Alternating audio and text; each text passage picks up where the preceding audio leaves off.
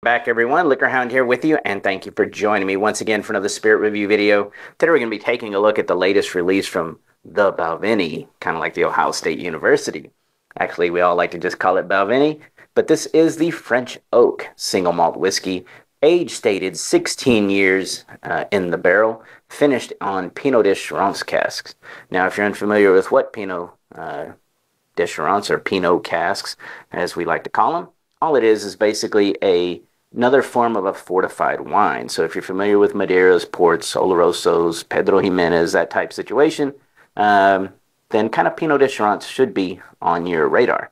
What it is basically they're taking unfiltered grape juice, going ahead and adding some Cognac eau-de-vie, so basically the freshly created brandy, and they actually bring it up in ABV to about 20%.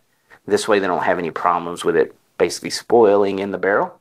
Then they'll barrel it and they let it mature up for years and years. Some of the older Pinot casks are amazing. I know when we were in Cognac, France, we got to experience a lot of those, and yeah, kind of fell in love with it. So a lot of people are starting to use Pineau de Charentes casks.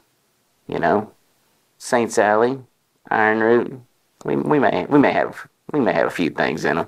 But point is that they are fantastic casks, and they're starting to gain a lot of traction. People are hearing about them, seeing some finished spirits in them, and again, just great, great flavors. So I was really excited when I saw this Balvenie French Oak, because I noticed right away it says finished in Pinot casks. 47.6% ABV. Retail pricing on it's going to be about $200 to $250. I know here in Texas, one of the big chains was selling it for $250 when it dropped 2 weeks ago, and then I went down the street to a mom and pop and actually found it for $200. So it kind of pays to shop around sometimes. The French Oak moniker is just kind of indicative of what those Pinot casks are made out of. It's not aged entirely in French oak for all those years, the 16. As a matter of fact, they're very honest about it, because when you turn it around, it actually talks about how much time it's spent. It gives a little diagram of how much time it's spent in those barrels. Talks about it spent 16 years in American ex-bourbon barrels, and then finished for several months in the Pinot casks, which, believe me, it's probably, yeah, enough, because kind of like all those really heavily fortified wines, especially when they're fresh, they can add a lot of influence very quickly. So several months was probably more than adequate. So I'm really excited to bring this to you. Let's go ahead and get to the nose on it. All right. Wow. That is a very unique nose for a 16-year-old Scottish single malt, because it doesn't nose really 16 years old. If you were to tell me this was an 8-year-old Balvenie, I'd be like, yeah, I could see that. It has a lot of new make characteristic, and that's not a bad thing. Don't get me wrong. I really love some Scottish new make. Now, I've had some phenomenal 3-year-old Scottish whiskeys, believe it or not. So the whole new make characteristic coming through here isn't necessarily a bad thing. But what I'm picking up is, first thing on the nose is this really beerish, malty character. That's the very first thing that hits me. It is a little that doughy yeast thing going on in there as well. A little bit of the banana chip element. And those are all indicative of a younger malt to me. Now, once you start diving in and get behind that, you start noticing all those really kind of heavier fruits. For me, it's going to be poached pears, kind of honey drizzled. You kind of get yeah, because it definitely has some like raw honey characteristic in here. That's going to be the Pinot cask, by the way. There is a little slight earthiness to it. Kind of dig that. And I believe that's going to come from those Pinot casks as well. And a little bit of I would call this one like a baked green apples, some baking spices on it. Of course, those French oak that the Pinot casks are made out of, a lot of times they're going to impart some spice characteristic. There's also a little bit of a sour plum in here. I like that. That's really nice. Lots of dark chocolate. Trying to search on That right there, I'm getting back onto that beerish malt character. It's heading almost towards a vinegar note, like think apple cider, that type thing. There is a little bit of a, almost like a little bit of a sourdough toast thing going on when you get to the edge of the glass.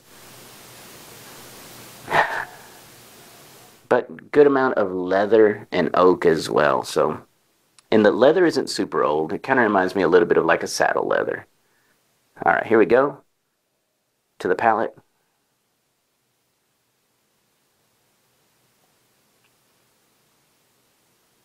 Running it across my palate, mainly checking viscosity on the first sip.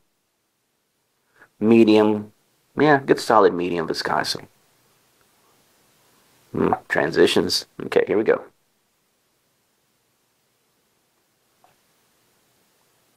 Enters fresh, kind of a lighter malt characteristic. Again, it's kind of staying on the younger element. So you get that kind of pearish, that baked green apple thing right up front. You get that big heavy malt characteristic. Beerish, again, kind of character comes through. Reminds me more of like if you're familiar with a Belgium triple, some of those really dense malty beers, it kind of has that element coming right up along. That little banana chip thing that I was picking up on the nose in there, but it's not big. It's actually pretty muted on the palate. It stays below everything else, but if you search for it, you'll pick it up. Baking spices add a nice little swell. 47.6% isn't really enough to really make it feel too hot, so fortunately it doesn't. It remains pretty kind of elegant right there as it hits that spice component. Doesn't get out of whack. Twists as it hits that mid-palate, starts diving over. And I love it when a whiskey transitions. That means it changes from the beginning to the end. You see a real shift in flavor profile. This one definitely does that. Because as you get those lighter orchard fruits, then you start getting that little sour plum element, start hitting that baking spice level, and then it twists and starts diving into a heavy, heavy shaved cocoa, almost a little bit of a vanilla pipe tobacco element in there. Lots of a little bit of a drying component, and I would attribute that to almost like a walnut nuttiness in there. Oak is not resinous or really heavy, but it is lingering. You do pick up a nice amount of oak in there. Fruits from the very beginning are still laying on the finish. So you don't really ever lose that stuff that was happening up front. You gain that really chocolatey tobacco leather note onto the finish. All in all, I like it. I think it's a good malt.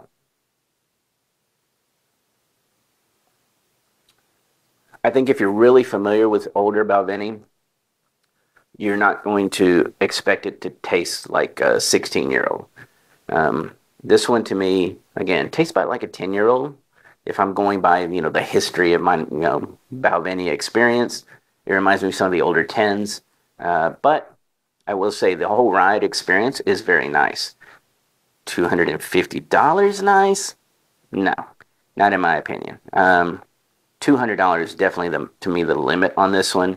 I really wish, if I was going by just flavor and price to quality, I really wish it was at $150. But I will say, Pineau d'Assurance casks are not cheap, so I get it why sometimes this happens.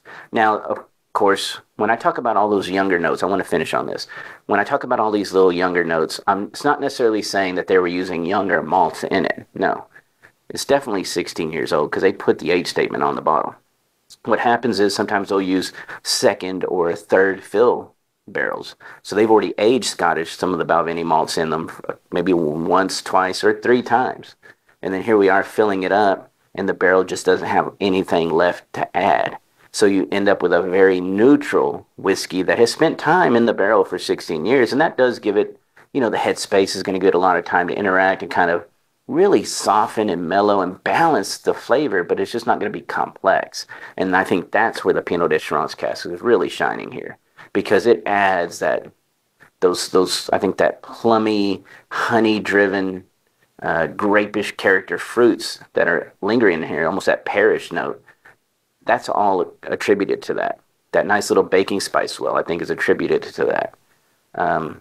So all in all, I think they did a really good job. I hope you enjoyed this video review. I think for my patrons, I'm actually going to do a review of a side-by-side with the 16-year-old triple cask.